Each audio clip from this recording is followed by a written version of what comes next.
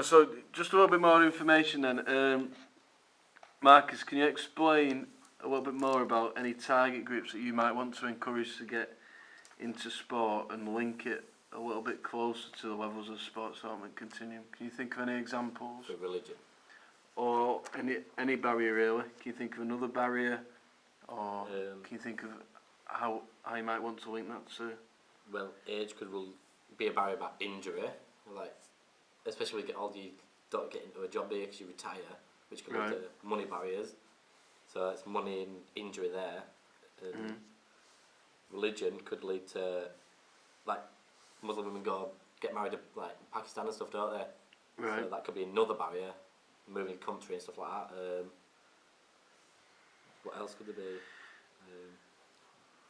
So which levels of sports development continuum do you think religion and age affect the most?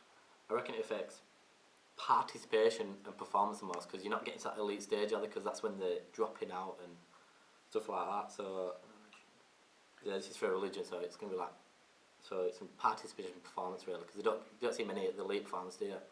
Like Muhammad Ali, that's about it really for Muslims, but he's a man in it, so. Right. Okay. Nathan, any other information? Or can you think of any other barriers? Link it a little bit closer to sports development continuum. Well, disability affects foundation first of all, because obviously the obstacles with payment and stuff like that. But then if it affects foundation, then obviously it'll affect participation, because they can't move on to the participation stage. And this is because of the stuff that I just said about financial reasons and transport and stuff like that. Facilities as well, so that definitely will affect the elite and performance stage, because they can't get to it.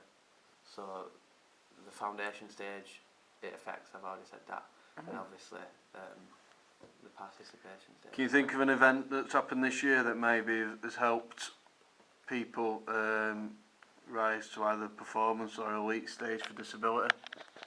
The Paralympics. Right. How might that have helped then? Well, it raised awareness of the disabled playing sport, and obviously it gave them the disabled people, just normal disabled people, more role models, because obviously they were looking up to these people and thinking, yeah, I can do that, I can get into sport and be like them. Right, okay. Alex, how might you encourage more people from ethnic minority groups to get into sports? You could try and pull them out and have one-on-one discussions, like if they're getting racist abuse, they could report it, right. Things like that. Or get them into groups and make them work together, things like that. Right. Do you think ethnic minority groups are underrepresented in sport, or do you think they're overrepresented? Or what are your views on that? Do you think they're underrepresented for, say, Great British teams? Well, yeah, as Marcus said, you don't get many people from Pakistan or anything like that going into more advanced stages of sport. Such as what? Can you think of any people who have? What was that? That Monty Panzar, he's right. Okay. He's from an ethnic minority background, and he's playing for England cricket team. Right. Can you think of anyone else? From I Bolton? I could an ethnic minority. Oh, Amir Khan. Yeah. Amir Khan's another one. Right, okay. From another ethnic background. Right, okay. And he's playing for England. Right. He did represent England in the Olympics. Yeah, in Great Britain, good. Right, so if you're in charge, Alex, of trying to get obese children into sport, what might you try and do?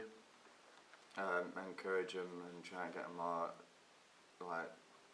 into endurance activities such as running, or you could go into a gym and get them on rowing machines and things like that, get them enlightened into sport and realise what they're missing out on and things like that. What might you do outside of school? Can you think of anything? you could do like camps and things like that. You could take them on Yeah. camps. There's quite a few camps going about that do multi-stage sort of stuff. Like there's boxing camps. There's obviously running and things like that. Right, okay, youth clubs maybe. Alright, trying to encourage people to get out. Right, can you think of any other barriers then, lads, to participation? So we've had religion, age, facilities, disability, ethnicity, obesity. Can you think of any others? Money, that's Money? a massive issue, isn't Right, it? so link money to maybe this local area, to your age of students. So does money affect you guys for doing sports, and how? If you come from a poor background, it does, because like the leisure centre's just down the road, but you have to pay travel fare, you have to pay to get in, you have to pay.